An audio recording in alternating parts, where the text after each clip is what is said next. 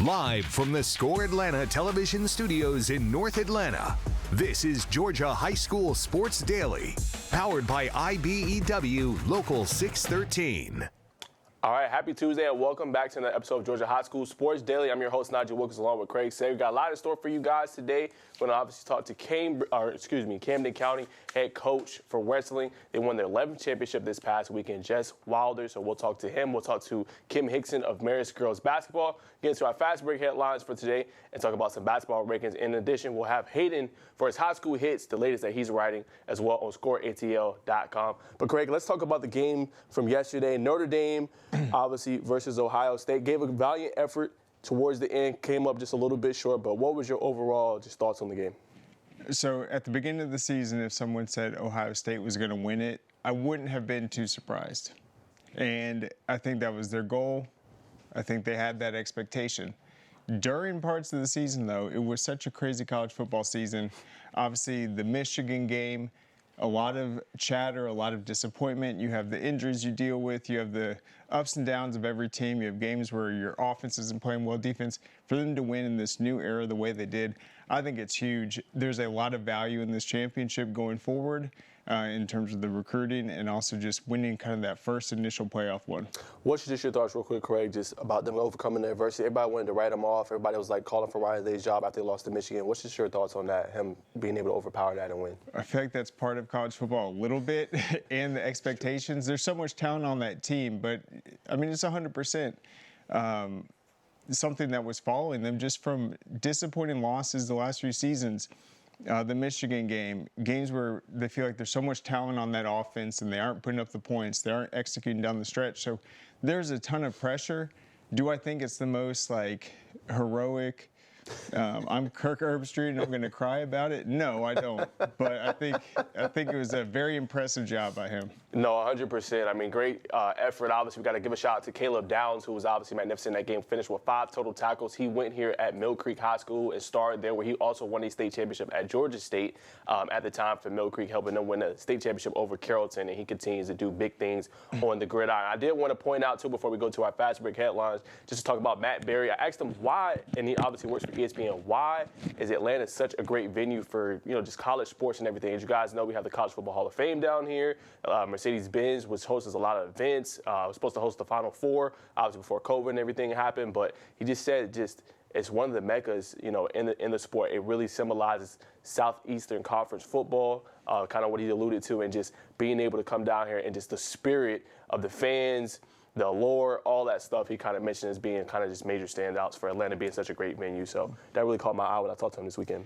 Completely agreed. If you look at the NFL, who were the first ever teams from the South, the Southeastern United States? It was the Saints and the Falcons the same year in 1966. So in terms of the Southeastern Conference, ACC, all those football fans, I mean, yeah, New Orleans is a great place, but with our high school talent, the colleges around here, this is definitely, I'd say, the best venue anywhere in the Southeast. But then when you look at how much it means in the Southeast, it ends up being one of the best in the country for sure. 100%. Well, guys, it's going to conclude the college football quick coverage. Obviously, it was hosted here in Atlanta. We'll get to our high school coverage and talk about the latest with our fast break headlines. Craig, I'll let you get us started. All right, so this is news from last week, but I wanted to talk about it a little further. This is Coach Pruitt from Roswell High School laying out his vision at his new destination of Dalton High School. And what I found very intriguing about this, we have Tim Scott on the show all the time, the new executive director of the GHSA. He was the superintendent in Dalton County, or the Dalton district, before he took this job. Stephen Kraft, the athletic director from Fulton County, replaced Tim Scott as the new Dalton athletic director. But before that, Stephen Kraft was the Fulton County, so he worked directly with Chris Pruitt when Chris Pruitt was at Roswell. So now they go up there together. So we have a lot of hires that we call home run. This one, it is a full layer, full spectrum approach where you have a similar-minded administration, a similar-minded district AD, a similar-minded administration of the school. And I would not be surprised if in a couple years, probably 1 or 2, honestly, when people are on social media and they look at the facilities at Dalton, they look at the game day environment, and they realize it's been that collective effort of those guys that share that same vision. Yeah, 100%. I mean, to your point, Craig, obviously knock out of park hires at Roswell for a lot of years. Obviously, we've seen what they were able to do this year, made it to the second round before losing, obviously, to Hughes. But Roswell always has been a great program here in the state. Yep, and they're excited. But, yeah, both of them coming together, having a lot of familiarity. It's going to be a really exciting year one for sure. All right, Lowndes and Valdosta, this is girls basketball split. Region wins in a rivalry showdown. We've talked about the Lowndes team. Throughout this season, they've been in the top 10, Colquitt County on the girls' side. But this infamous rivalry between Lowndes and Valdosta took center stage last weekend, delivering a thrilling showcase of talent, grit, and school pride. The Lady Vikings defeated Valdosta 71-42.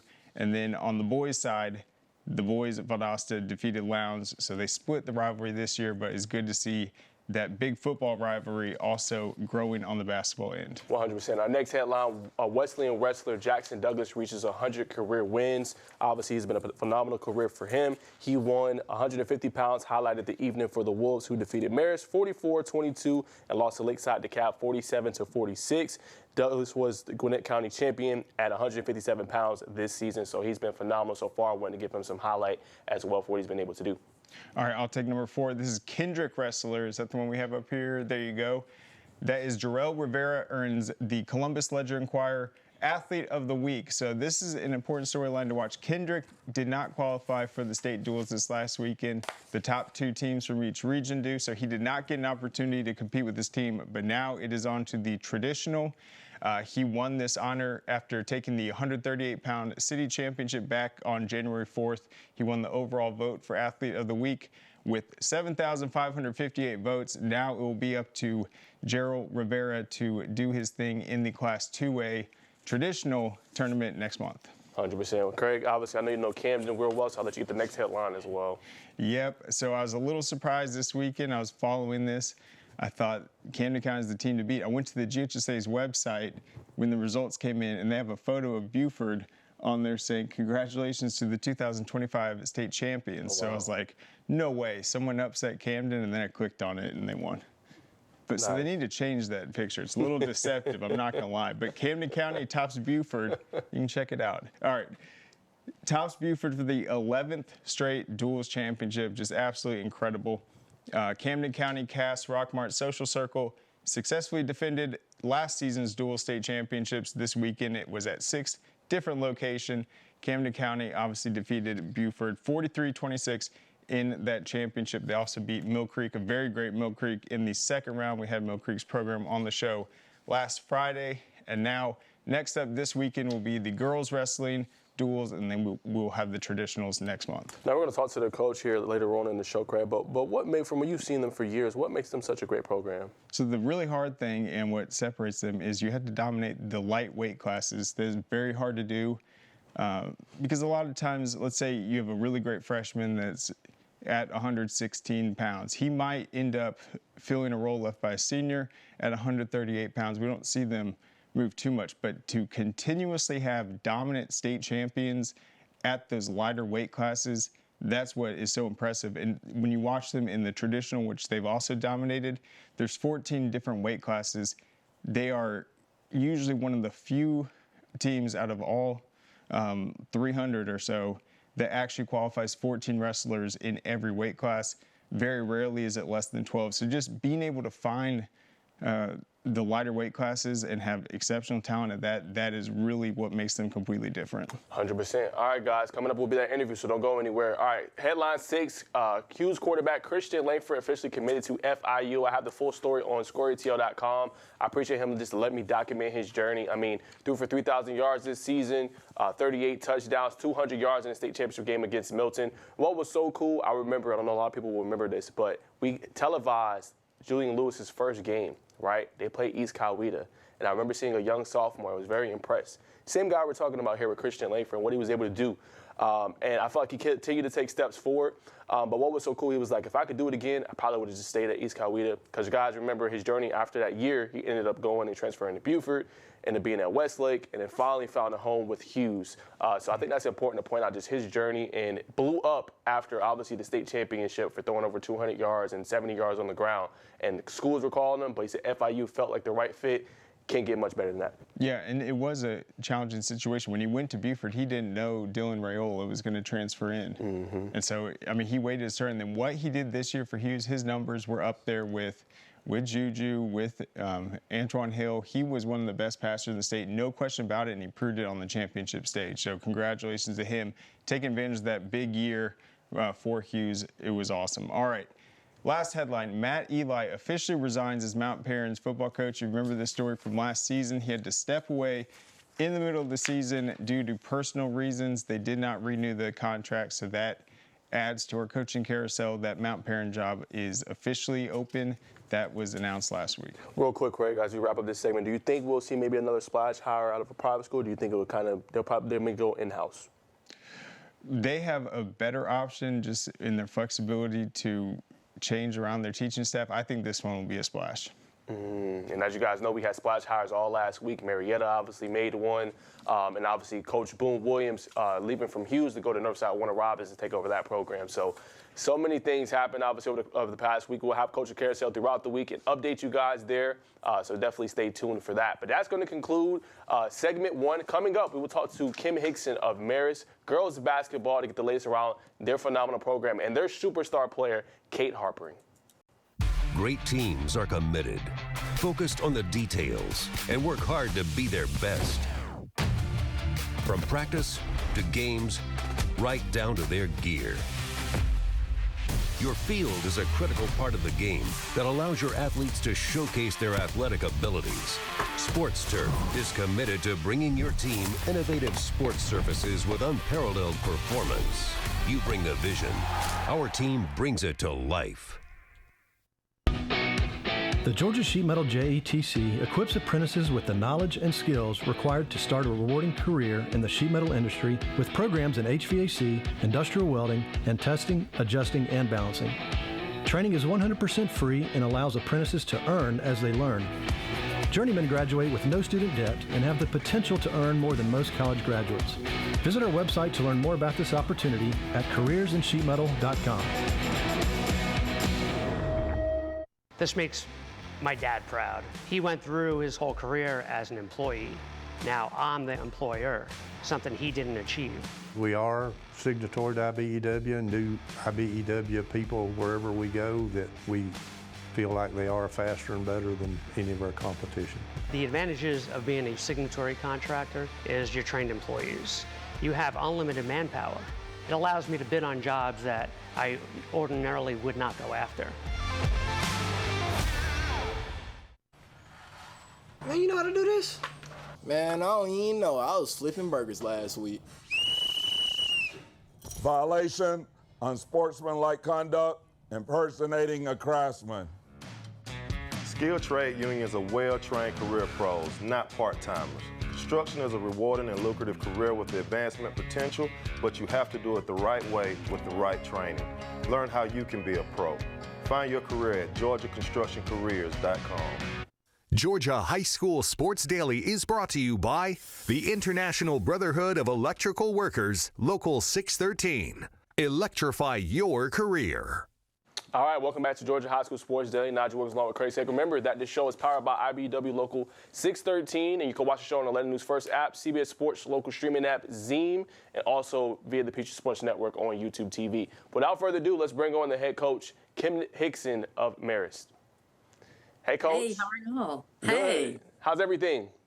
It's good. It's a snow day with no snow. 100%. Actually, I want to start there, Coach. Obviously, it's supposed to be expected snow today. Are you guys still scheduled to play your game tonight against Northview? We are not. Okay. We're hoping to practice this afternoon about 3, but just with precaution, just I guess a lot of caution. We just want to make sure we don't put kids in harm's way. So we may end up not practicing today. It's so iffy. You don't know in Georgia if it's going to snow or not. That's so true, Coach. And then I want to just get an overall assessment of what you would rate your team this year. 16-2. You ride off a lot of consecutive wins. Where would you place where this team is currently right now?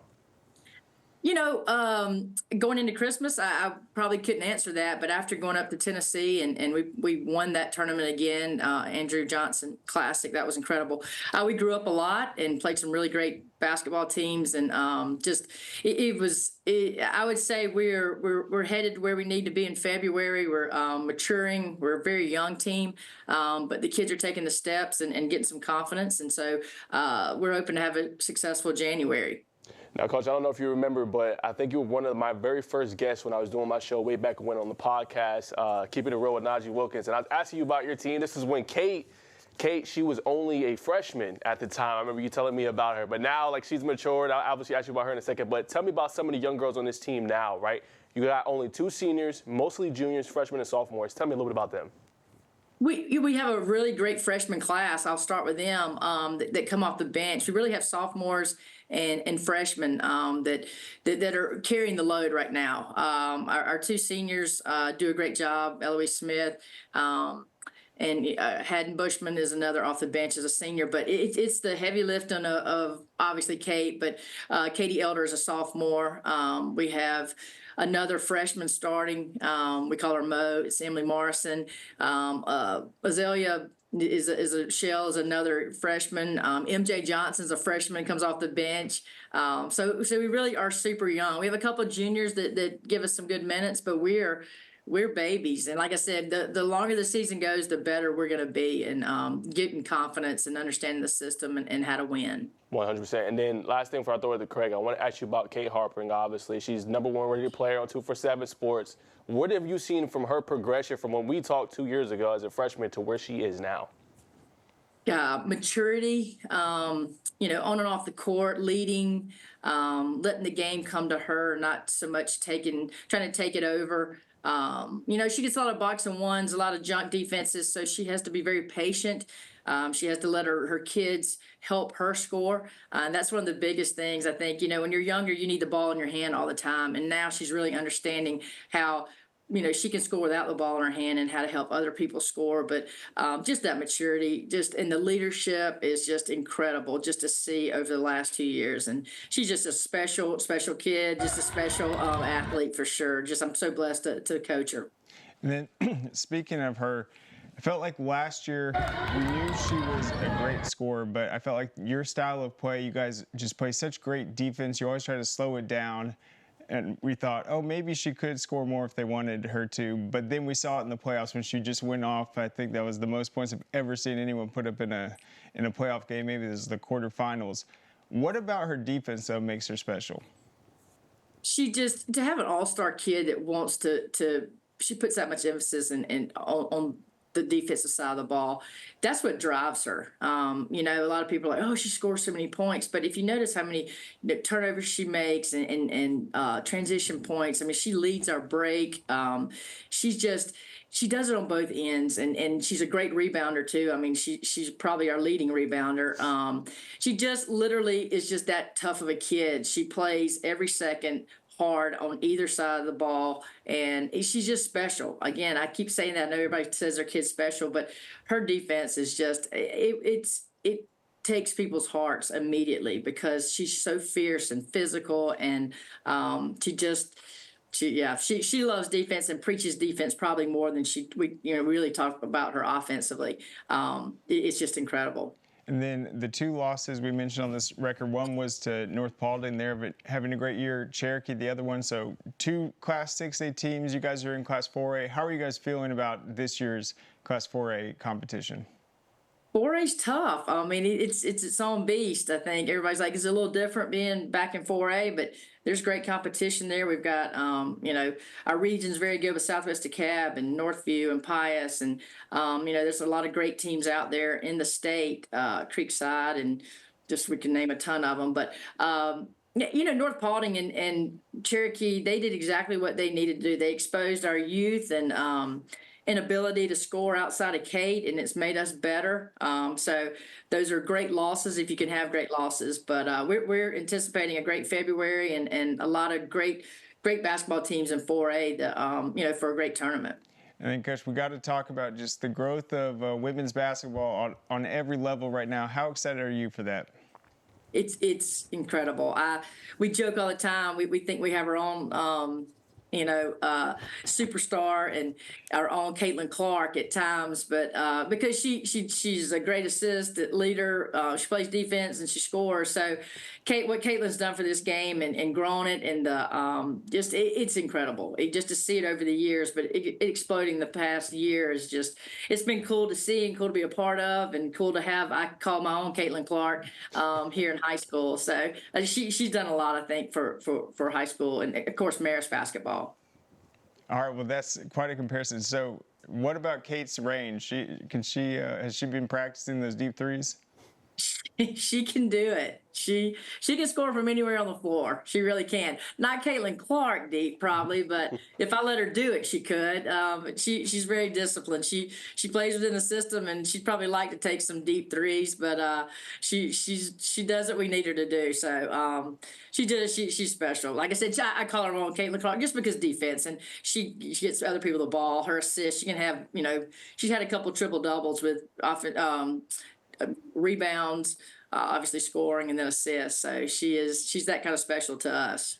And Coach, I want to ask you a little bit about, obviously, credit you about 4A, but how do you feel to playing that tough schedule that you played earlier this year? Obviously, the Christmas tournament, blowing up against, obviously, the North Paulings of the world and several other elite teams has prepared you for a very wide open and very tough 4A tournament, potentially, when you guys get in. Yeah, we try to do that. We play 18 region games, so we don't have many non-region games. So when we do get to play them, we want to make sure they're extremely difficult and challenging. And like I said, we'll highlight our weaknesses and also our strengths, what we do well. So we think we put that together. Our December was extremely tough and did exactly what it needed to do. It pointed out some things we need to get better at and gave us a sense of urgency, I think, in practice that sometimes a lot of winning doesn't do.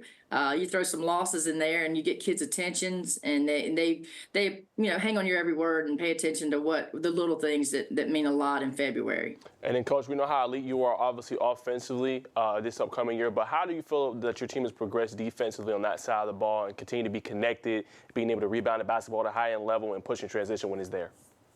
I tell you, that's where we've grown the most. We gave up 60-something. I have to go back and look. 60-something points to North Paulding, and then we gave up 70 to Cherokee. And that is if you followed us, that's very unusual for us. It just shows you our youth. And so we went up to Tennessee and we started cutting teams to, under 40, under 50. And we always say if we can hold teams to 45 or less, we're going to win a lot of basketball games. And that's where we've matured the most, I think, is kids understanding the importance of, holding teams to lower scoring nights. That our absolutes travel every day wherever we go. We don't always hit in everybody's gym, and we're not all hitting on all cylinders. But our defense and rebounding and things like that, they travel anywhere. So they are understanding the importance of that and who we are as a program. That's always been our staple. And final question, Coach, before we let you get out of here, what's been your favorite thing about this group? You've coached so many great teams over the past couple of years, but what have you enjoyed most about this team?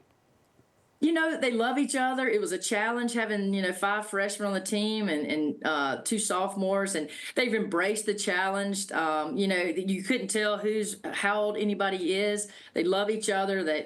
We finally started, I say, fighting with each other, and I love that because that means that we do care about each other and getting better. And I think the family they've become has been super cool.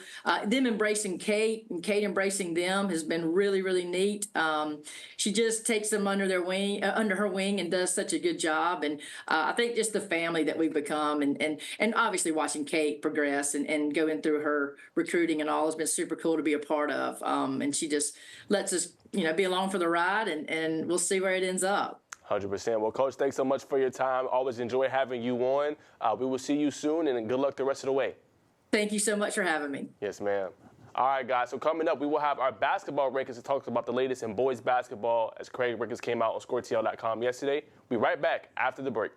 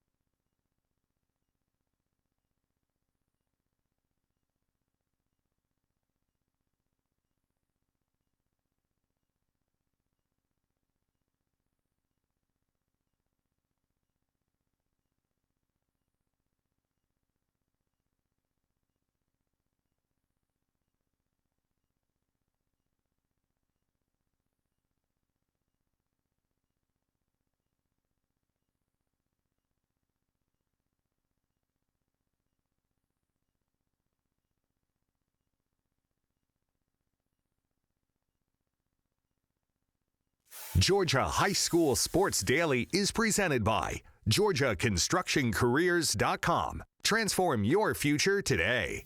And by Smart Local 85. Sheet metal is a smart move. All right, welcome back to Georgia High School Sports Daily. So now it is time to talk a little bit about some hoops here in the state of Georgia. We just delivered our basketball rankings on the boys' side yesterday, and the girls. We'll obviously talk about girls tomorrow. But Craig, obviously a great day, a great weekend of hoops at the MLK Classic yesterday. You obviously had planned for a change. So many great tournaments just around the state. Just what was your biggest takeaway real quick before we get into the rankings? Yeah, there were a lot of great games yesterday, boys and girls. I think my takeaway right now in Class 6A, we saw Grayson lose another nationally ranked team. We've seen Wheeler have a couple slow games like the one against Etowah. They rebounded. Newton's had some trouble. McEachern seems to be heating up. Buford seems to be heating up. But I feel like it's gotten a little more open. Not to say Grayson has played poorly, but I do feel like there's some teams that are hitting that late part of the season where they've got to find themselves. It's hard to see who's playing the best in 6A right now. 100%. Well, without further ado, let's go ahead and go straight to the rankings at 6A. At the top is Grayson. Obviously, Craig, you pointed out they lost to Sierra Canyon, obviously with their great program, 60-46 in the Hoop Hall Classic. I'll talk about Wheeler. I got a chance to see them. Was very impressed. They ended up beating obviously Newton or. Yep, 77-64. Yeah, so that was a big win for them. Obviously a great program. I seen probably about the first half of that game. They're loaded, Craig. They got guys that can score. They're very unselfish. Tyler Jordan obviously led the way with his 15 points. Coben Landrew's a stud as well. You got Coda Settle, who I continue to be impressed with what he can do with the basketball. Low post threat, great ball handler, get to the cup. He looked good in that one. But I tell you what, as you said with McEachern, I'm going to get you in on here, Craig. McEachern is another team. I feel like they're hitting their stride. Chase Lumpkin led the way with 6 3-pointers in that win that they had over Pace Academy. They got some guys that can score at a high-end level, and when you have a shooter like that and that can put the ball on the floor, they're dangerous. Yes, they are. So I'm not sure what I would say McEachern's weaknesses at this point. Obviously, they've struggled against the top of the top teams like Grayson. Maybe it's physicality, defense, but every time we've seen them since the Corky Kell, they seem to have all the pieces together. In terms of Wheeler, though, I really like that team. As you said, the way they move the ball around, their response after the Etowah game, the win over Newton, they're playing very well. I think they have established themselves as the number 2, but if McEachern can take that next step, I think it might become a 3-man race. The good thing about Wheeler this year, I feel like they have a more challenging region that is going to help them out. The fact that Etowah, Cherokee, and Walton are playing so well, I feel like that will test them. If they're able to come out of that region, they'll have that confidence, where in the past they seem to cruise by a little bit in that region. 100%. All right, let's go to 5A. At the top is Milton. They obviously played out of state at the Bass Pro Tournament in Missouri. They ended up going 1-2. They lost to Christ King 66-64, Millennium, Arizona 76-70 in overtime, and got a win 48-46 over Parkview, Missouri. And then obviously Woodward Academy, they defeated Decatur 67-56. And obviously playing for a Change Classic. And another impressive player, Jarvis Haynes Jr., continues to look good. The class of 2027, he dropped 27 points in that one. Yeah, we've seen, obviously some of these national teams have beaten our number 1s this year, but we saw it in the case of Grayson. We've seen it with Milton, but they seem to split these tournaments, and it's just good experience going against some different styles before they come back into the heart of the region schedule. Still have Milton number 1. They haven't lost within Class 5A.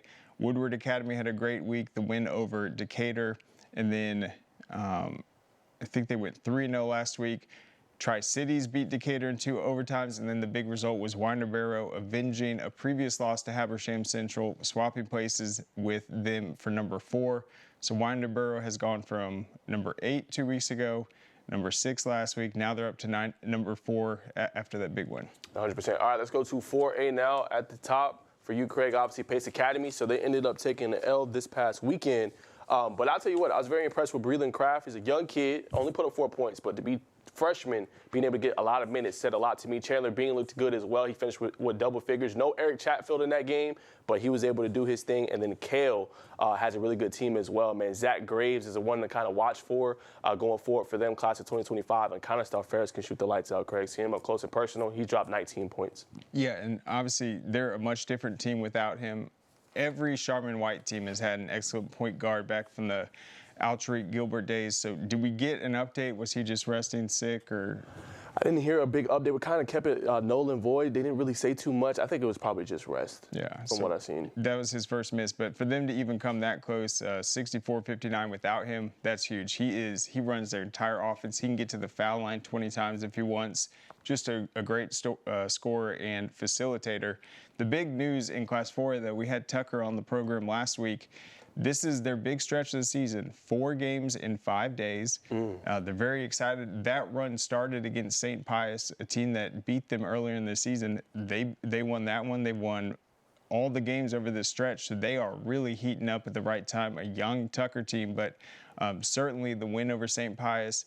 And then the last few weeks, they've also beaten, I think, Jonesboro this season. They've beaten Southwest DeKalb, beaten Maynard Jackson. Tucker looks very talented in the Class 4A that's been dominated by Pace, Kell, North Oconee, but I think Tucker is that top 4, top 5 team right now. 100%. All right, let's go to Class 3A now. At the top is Cedar Grove. They beat Douglas Atlanta 59-51. Sandy Creek ended up moving up for you, Craig.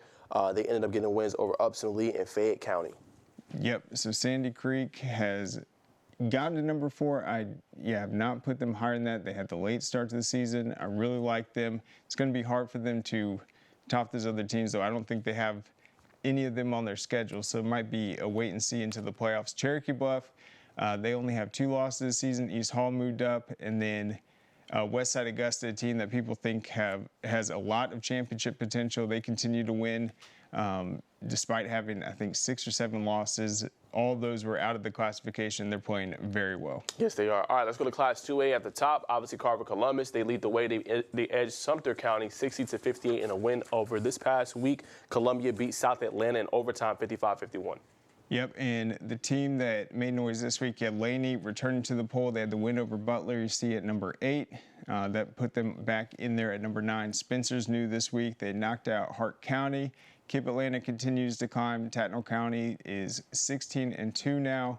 And then you still have Carver, Columbus, and Columbia up at the top of that one. All right, let's go to Class A Division 1 at the top. Obviously, Putnam County, we did a story on them a few weeks ago. They lost to Private Green Forest 66-53. They were out-rebounded 63-29 in that loss. And Southwest Macon had a 39-37 loss to Bleckley County. Yep, and Southwest Macon, they hold on to that spot despite a 39-37 loss to Bleckley County. I still like their resume this year. Raven County slid slightly from number 3 to 5. Best Academy jumped up. Temple stayed at 4.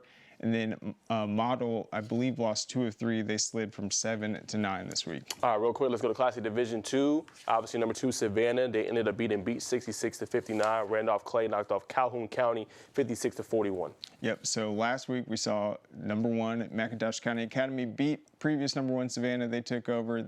Those positions stayed, but then the change this week was Randolph Clay defeating Calhoun County when they went head-to-head, and they swapped places at 3 and 4. And then Class A 3A Private, Holly Innocence obviously picks up another big win, this time beating Kip Atlanta 57-39. Caleb Wilson goes off for 18 points, 10 rebounds, and 8 blocks in that one. And also set 1,000 career rebounds for his career, so it continues to add milestones. Yep, and you see Mount Vernon, they replaced Darlington this week in the poll at number 10 after Darlington fell out, and then Mount Bethel moved up to number 4. They had a big win over Mount Perrin a couple weeks ago, and now they are up at 4. Paideia also moved up from 9 to number 8.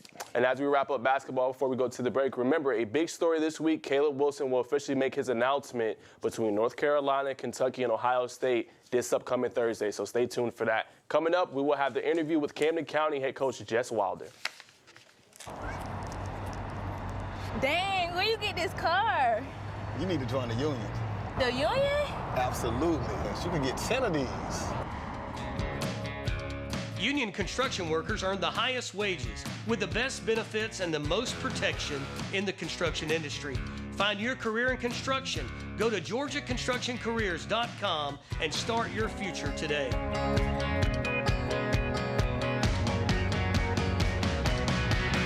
A journeyman with Local 85 when you turn out, you can be hitting six figures. Hey, I have your back, you have my back, we're gonna do this together. We're one for all for one.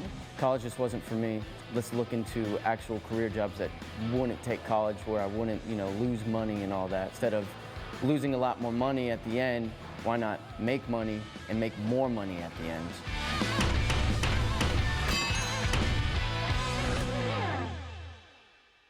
The Mechanical Trades Institute is an opportunity towards personal financial freedom through hands-on and rewarding work.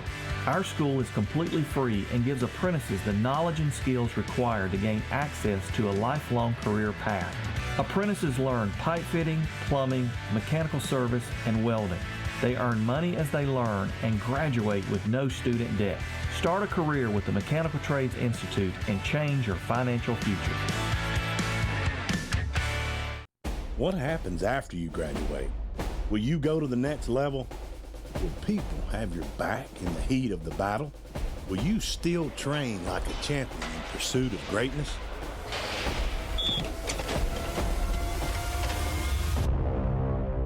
You will when you become an IBEW electrician. Join our team. Visit IBEW613.org. All right, welcome back to Georgia High School Sports Day. So now it's time to hit a little bit of wrestling and bring on the head coach from Camden County, Jess Wilder, to talk about his phenomenal program he has down south. Hey, Coach, how's everything? It's great. How are you? Doing good, sir. Appreciate you coming on. Yes, sir. All right, Coach. So I just want to ask, obviously, I was reading a little bit up on your team, and you guys have won 11 consecutive state championships. You guys are one of the powerhouses here. We haven't seen. Only other team that has done that is Jefferson. I think they won 18 consecutive over that time frame. Coach, what is that level of excellence that you've just established in the standard that you have there that's kind of allowed for all the success? Being honest with the kids and being willing to be honest with the parents is a pretty big part of it. A lot of people don't want to hear what they need to do better or what they can no longer do or what they need to do more of. And I think that our community and of wrestling down here has allowed that to happen. And, and it's basically based on work ethic, time and effort. And, it sounds kind of old cliche, but it's really what allows the muscle memory to get the techniques down to a level that they can perform at the state championships. 100%. Now, I know for some of your runs, Coach, you've depended on freshmen, a lot of young guys, and I know sometimes, coming to wrestling, you got to be, certain weight size. It puts you in a certain, obviously, weight class. How do you just depend on, some of these freshmen to come in and be ready? What are some key points you look for in order to determine, hey, you're going to make varsity, hey, you're going to be part of this state championship winning pedigree? Well, usually the only freshmen that can come in and start are lifetime wrestlers, kids that wrestled in the youth, in our youth program and things like that. But for the most part, we feel like if we get 30 freshmen out, and they weigh from 100 to 140 pounds, and they're brand new wrestlers, if we can, retain 15 of them by the time they're juniors, those 15 will be pretty good wrestlers. And now, some of them will be 110 still, and some will be 140, and some have grown to 180 pounds. And, they just kind of spread out naturally based on genetics and things like that. And as long as they're working and developing the technique and getting matches in, they're going to improve. And then that's kind of what we've used to stay strong through the years throughout the weight classes, is getting brand new wrestlers or new kids to go out for wrestling as ninth graders. Every so often we'll have a string of youth wrestlers that'll come in as ninth graders that are ready to perform. And right now we have a junior class that's basically, probably 4 to 5 to 6 of them were starters as freshmen, and they've been doing well the last 3 years. But it's a kind of a mix between new kids in ninth grade working hard, and they should be ready to perform by 11th grade, and then youth wrestlers, kind of a mix of that. And then one thing that kind of caught my, eye, and obviously what you just said, Coach, was just the youth program called Lifestyle you have down there. Can you tell us a little bit about the youth program and how you train the kids from younger ages to come up? Well, we don't put an emphasis on competition. We think competition can scare kids away, and sometimes even parents. And it's focusing on the wrong thing, in our opinion. You know, we're trying to develop him, and we're trying to teach basics, and we want him to come back the next year. And you know, to do that, it doesn't have to be hardcore. You know, it doesn't have to be year round or anything like that. It just, like I said, just kind of they know what a wrestling mat is. They start knowing what the rules are, learning a few moves. When they feel ready to compete, that's fine. If they need a break from competing, that's fine too. Pretty laissez-faire, you know, and the youth group and even through middle school. But, you know, once they get, you know, in 7th grade-ish, you know, if they really like it and they want to train and compete at a higher, you know, level, then we'll start kind of implementing them in our off-season program with the high school boys and stuff like that. But other than that, it's just to kind of grow the sport per se. Yes, sir. And credit to obviously Tyree Henry and Tyree Edits for all these great clips. Yeah, Coach, he does a phenomenal job, by the way. Yeah, this is great stuff. Coach, I want to ask you about this 11-year run, not to put you on the spot or make you gloat or whatever. How many years have you been a part of this program? I think this is my 18th year at Camden. Okay, so quite a lot of championships. You got dozens at this point. So you guys have also dominated the highest classification. I feel like one of the teams that has made it more challenging is Buford. That's who you guys ended up squaring up against in the finals. You had 8 individuals get first place. What did you see just throughout your team as the rounds progressed, where they're able to wrestle their best in the finals against a great Buford team? Yeah, I mean, they were a great team, and they are, and they have been the last 3 years, and they've been in position to, you know, they have the talent to beat us, and we know that. And so we train accordingly, and hope to have a good day, and hope they don't have as good of a day. I mean, there's really not a whole lot of science to it. Once you get 2 teams that are that good, you just got to show up and scrap and hope things go your way. We just been fortunate the last 3 years to come out on top, because like I said, it's a losable match for us for sure. And they got great wrestlers, great coaches. I mean, it's a phenomenal program up there. And yeah, it's definitely, it's made it interesting the last 3 years for sure. And we've had years in the past where plenty of people could have beat us, but, not consistently the same team. And, they have a great little group coming through, and they probably have a little more 9th graders that come in that step on the mat and perform well for them, that, are kind of year-round lifetime wrestlers as well. But for the most part, we've been able to hold them off. But, it's definitely something we have to strategize for and plan for, and fortunate to win those. But hats off to Buford. They're a phenomenal group. For sure. And then in these duels tournament, you guys are going out there, your entire team is competing in each round. Each individual has a different challenge in their respective bracket, but you guys seem to just really have that team mentality. That's why it doesn't matter if maybe the 145-pound doesn't perform well in this round. You guys always seem to step up. So most people would think wrestling might be an individual sport, but how are you guys able to build that kind of team mindset to provide that depth and pick each other up?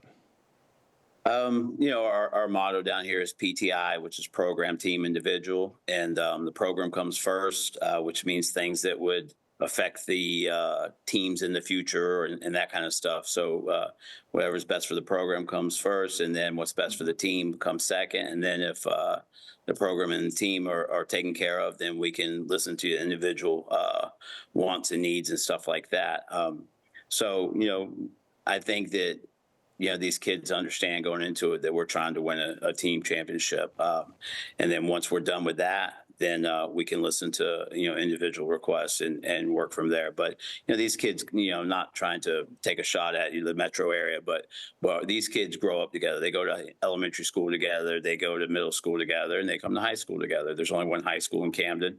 So, these kids, they grow up it's like a kind of a small town type concept where, you've known kids from 2nd grade to their 11th grade. They've had fights together. They went fishing together. They went to the beach together. They've, they've done all these lifetime experiences. And so when they're on the mat, and they're competing for one another, not just for themselves. And, we obviously a kid will lose, a good wrestler will lose in an early round in a match, but, we just remind them, it's about the team. The team's undefeated still. There's, we got a short-term memory, shake it off and think outside of yourself. And they bounce back well and keep that focus pretty good. 100%, Coach. Well, that's all the time we have. We appreciate you shedding light on a phenomenal program, and now we see why the standards are standard and why you guys are accomplishing such great things on the wrestling mat. Yes, sir. Thanks for having me. Yes, sir. All right, guys, there goes Coach Wilder. Coming up, we will have Hayden's high school hits right here on the Peachtree Sports Network.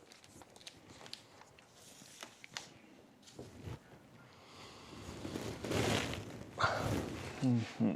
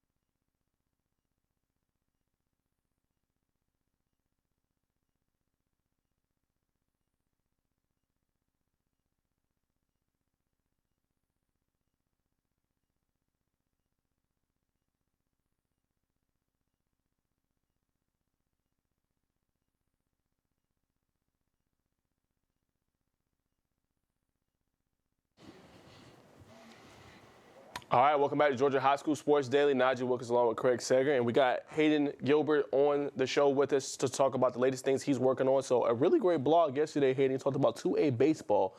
So what are you seeing there? Obviously, season kicks off, I believe, in February 14th. Yeah, about a month. What's your thoughts on 2A? It's interesting because the last few years, this 2A has been dominated by a handful of private schools, mostly North Cobb Christian. And more than that, just like schools like Jeff Davis and this entire realignment have caused it to be really wide open.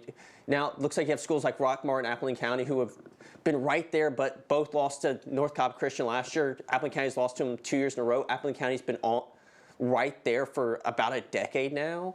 And now it feels like it's wide open for them, and they have a shot at winning their second state title and their first since 2012.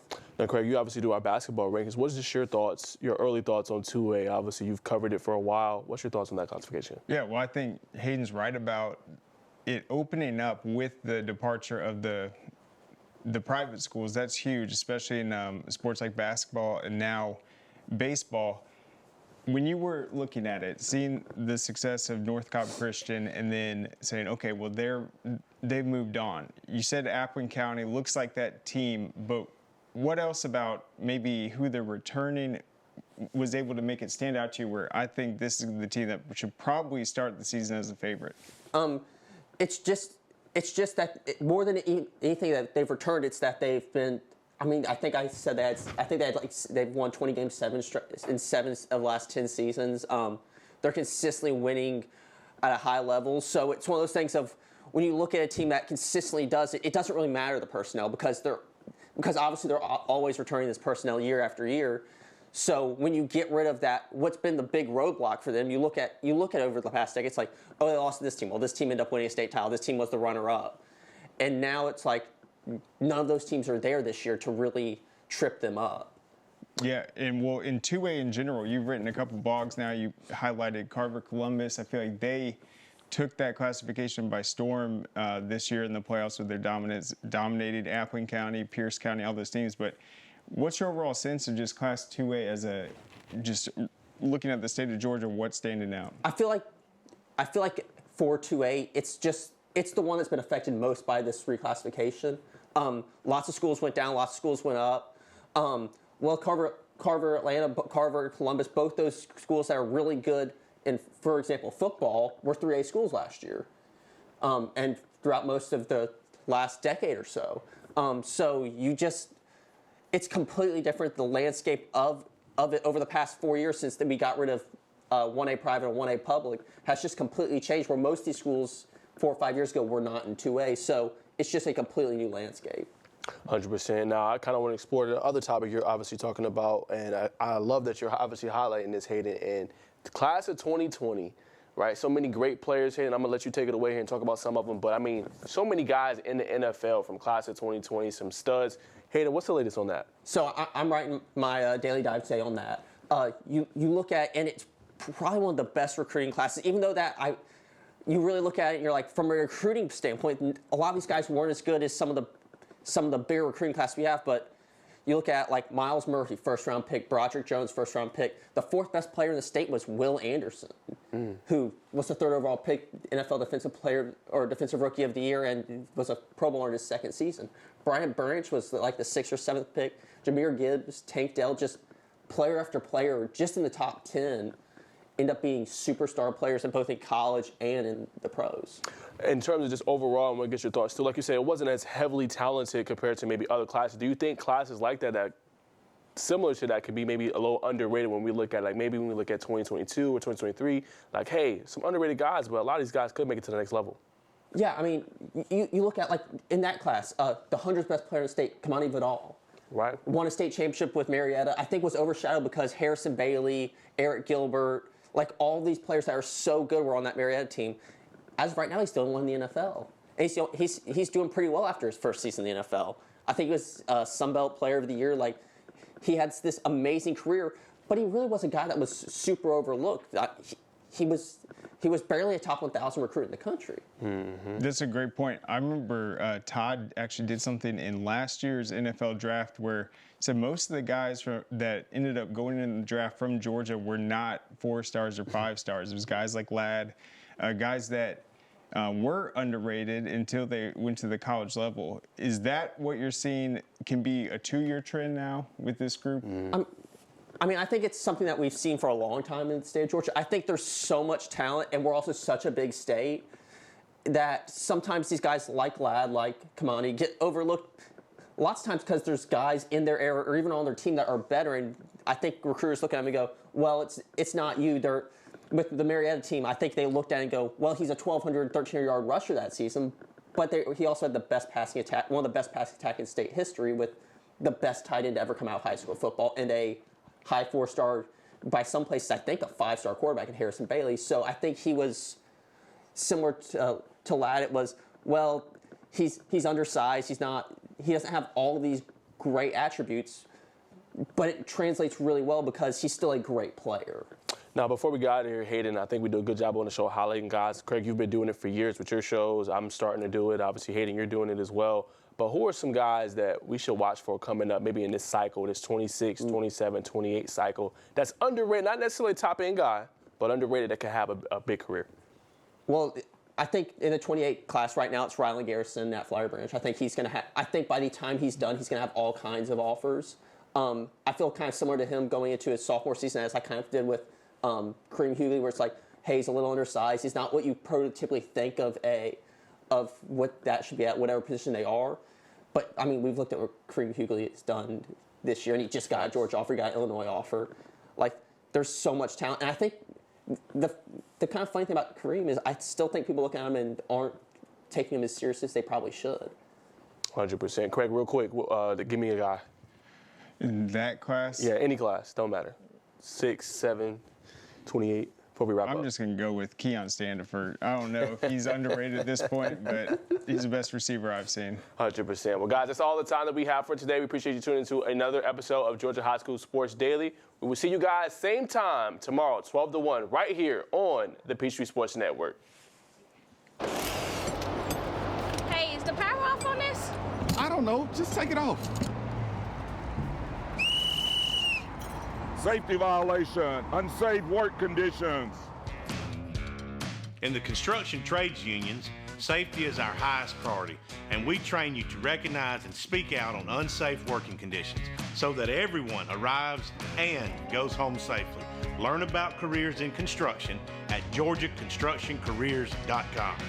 Beginning the morning you opened your eyes, we spent every waking moment preparing you for the day you'd leave our nest. Whether it's driving to practice or helping with homework, it's all prepared you for, what am I going to be when I grow up? Will you be ready? After much thought, I made my decision to take my talents to the IBEW Local 613. The International Brotherhood of Electrical Workers is not simply a job, it's a career. Visit IBEW613.org to begin a new future today. Are you interested in becoming a deputy or a jailer? The Gwinnett County Sheriff's Office is hiring and looking for individuals passionate about protecting and serving their community.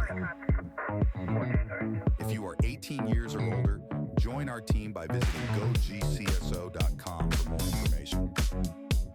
Gwinnett County, together we can make a difference.